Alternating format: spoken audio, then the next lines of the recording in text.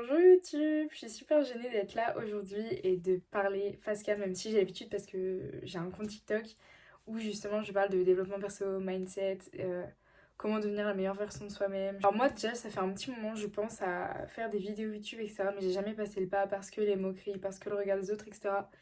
Et surtout quand j'étais au collège j'avais beaucoup envie mais j'avais un compte TikTok, un gros compte Instagram avec une communauté et tout. Mais j'ai arrêté parce qu'en fait on se foutait de moi, les terminales se foutaient de moi alors que bah moi j'étais en 6ème et en sixième, bah, tu fais pas le poids contre ce que les terminales disent de toi. Enfin, pas les terminales, les troisièmes disent de toi, donc j'ai préféré arrêter et du coup voilà. Pour ceux qui savent pas un peu dont je parle en fait sur mon compte TikTok, je parle beaucoup de ce que je pense par rapport aux études, au travail, à la pression de la société, notamment au sujet des études. Donc c'est de ça que je vais parler parce que moi j'ai à moitié fait un burn-out après avoir eu mon bac, dans le sens où, enfin déjà j'avais jamais travaillé mais j'ai fait un burn-out de la scolarité en fait. Je sais pas, je vais vous expliquer ça dans cette vidéo. Et du coup ça va peut-être aider des personnes qui sont ou ont été dans le même cas que moi. Et je vais vous partager un peu les cheminements que j'ai mis en place pour m'en sortir. Et du coup voilà, donc je vous laisse avec la suite. Et donc moi pour commencer, depuis petite j'ai jamais eu vraiment d'idée de ce que je voulais faire plus tard. J'ai jamais eu de truc, de passion, de un métier où je me disais je veux être professeur, je veux être ci, je veux être ça, j'ai jamais eu ça. Sauf que en primaire, en maternelle ou au collège, on se pose pas trop la question et c'est pas vraiment un sujet qui compte dans le sens où on a encore le temps, sauf qu'à un moment donné, ce temps-là, on ne l'a plus. Et à partir du moment où on arrive en première ou en terminale, où on nous demande de cocher des cases, de faire des choix qui vont totalement bouleverser notre avenir. Si on fait tel choix, on pourra peut-être pas faire ça, ou alors si on fait ce choix-là, on pourra pas faire ça finalement. Moi, j'ai très très mal vécu ça dans le sens où j'ai ce besoin de vouloir réussir ma carrière professionnelle depuis très jeune. Et à cause de ce besoin, je me suis mis une pression monstre. C'était vraiment une catastrophe en fait. C'était je veux pas parler de dépression parce que voilà, mais c'était, je pleurais, c'était crise d'angoisse sur crise d'angoisse. Mon corps se sentait plus bien en fait. Enfin, voilà. J'ai eu mon bac, j'ai eu un bac STMG. Et après mon bac, j'ai décidé de poursuivre dans un BTS NDRC. C'est un peu la suite logique du bac STMG. Et j'ai fait ce choix parce que dans ma tête, je croyais au fait que si tu ne fais pas d'études, tu ne réussis pas dans la vie. Et je voulais pas avoir une vie nulle. Et en fait, moi, j'ai l'impression que si je faisais pas d'études, j'allais avoir une vie nulle. J'ai continué.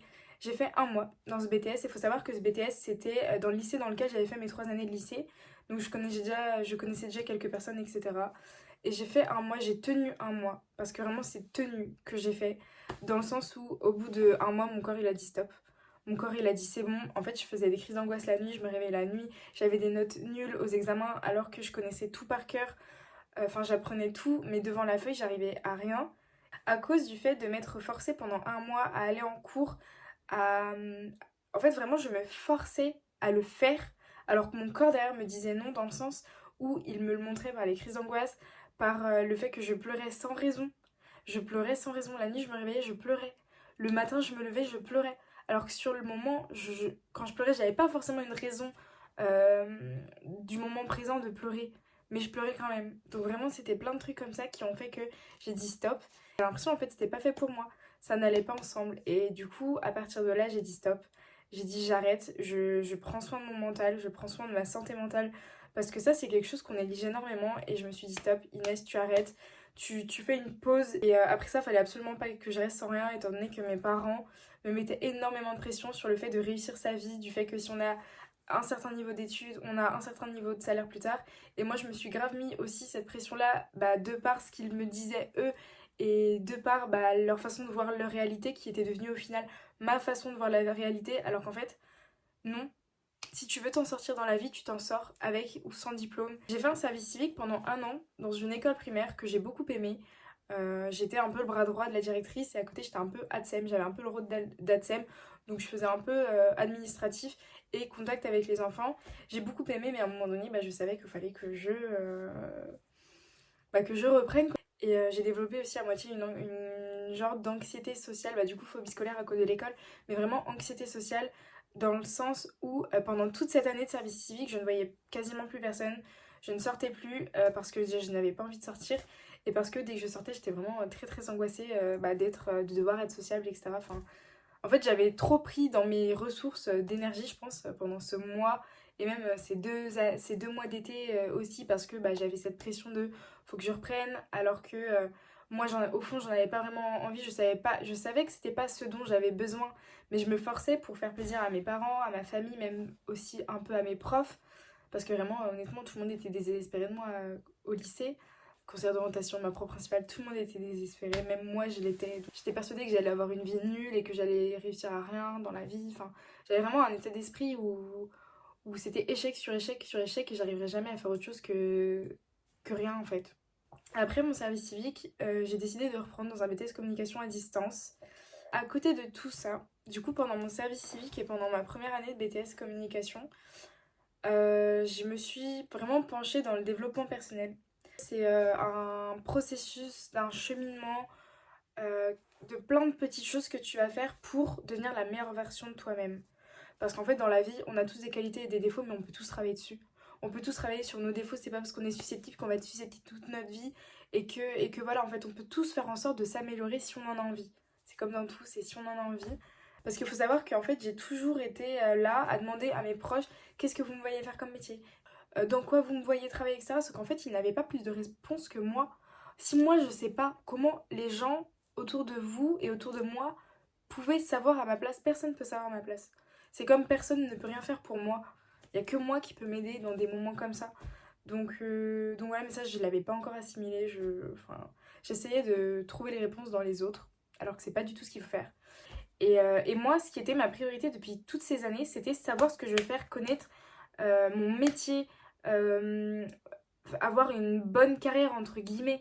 Je me souviens, quand j'étais toute petite, je savais ce que voulait dire le mot carrière professionnelle, alors que je devais avoir 5 ans, tellement j'étais matrixée par le fait de réussir sa vie. Et après, on a tous une vision différente de ce qui signifie pour nous réussir notre vie.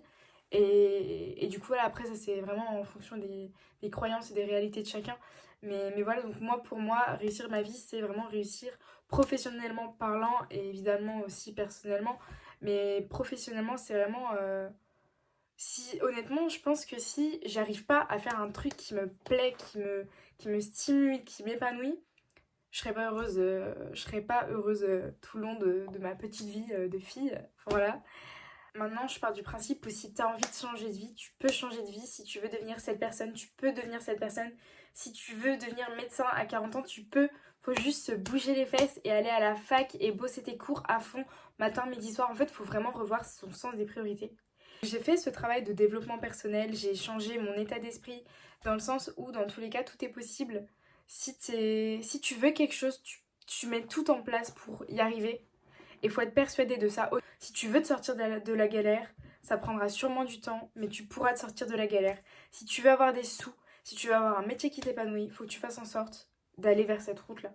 Si tu veux être épanoui amoureusement parlant, il faut que tu fasses en sorte de ne pas te laisser marcher dessus par les personnes que tu rencontres. Parce qu'à chaque fois que tu te fais avoir, mais peut-être que si tu te fais avoir, c'est pour une certaine raison. Donc vraiment, c'est tout un travail de rétrospection sur sa personne, sur sa personnalité, etc. Et aussi, j'ai fait un truc, c'est que j'ai pris une feuille, j'ai écrit toutes mes compétences, mes qualités, c'est ce que j'aime et ce que je n'aime pas dessus. Mais c'était vraiment des trucs bidons. Et là, vous allez me dire, oui, mais Inès, je sais pas ce que j'aime, je sais pas ce que je n'aime pas, je sais pas ce que je veux, je sais pas ce que je veux pas. Bah justement, posez-vous. Posez-vous, réfléchissez à vous, votre vie, et avec du recul, quelle personne vous voulez être dans 10 ans? Quelle personne vous voulez être dans 15 ans? Qu'est-ce que vous voulez accomplir pendant toutes ces années, de aujourd'hui au moment où vous serez arrivé à la personne que vous voulez être? Et pour savoir la personne que vous voulez être, passez du temps seul et arrêtez de chercher les réponses dans votre entourage. C'est pas en demandant à papa, maman, soeur, frère, cousin, cousine, ami, prof que ils vont vous dire en fait ce pourquoi vous êtes fait. Et même moi aujourd'hui je pose encore la question, mais aujourd'hui c'est vraiment que par pure curiosité, parce que je sais très bien que personne ne peut savoir mieux que moi ce que moi je dois faire de ma vie, tout simplement. Donc vraiment, si vous êtes perdu, passez du temps seul. On s'en sort tout le temps, forcément, à partir du moment où on a envie de s'en sortir, parce qu'on est la seule personne qui pouvons nous sortir de notre galère en fait. On se met dans la galère en général tout seul, et ben il n'y a que nous qui pouvons nous sortir de ça. Et même si on peut se faire aider, etc. Enfin voilà, c'est comme dans tout. Apprenez à vous connaître. Et pour ça, lisez des livres. Essayez de... Déjà, les réseaux sociaux, arrêtez, diminuez au moins. Dans le sens où ça vous bouffe votre temps. Ça vous aspire votre temps, les réseaux. Vous vous rendez pas compte, mais vous êtes 15 minutes sur TikTok, en fait, vous y êtes 1 heure et demie tellement vous passez votre journée dessus. Et c'est pas en s'intéressant à la vie des autres que tu vas savoir ce que toi tu veux faire de la tienne. Dans le sens où tu envies les autres qui partent à l'étranger, tu envies ce qu'ils font, tu dis que toi tu peux jamais le faire, tu peux le faire.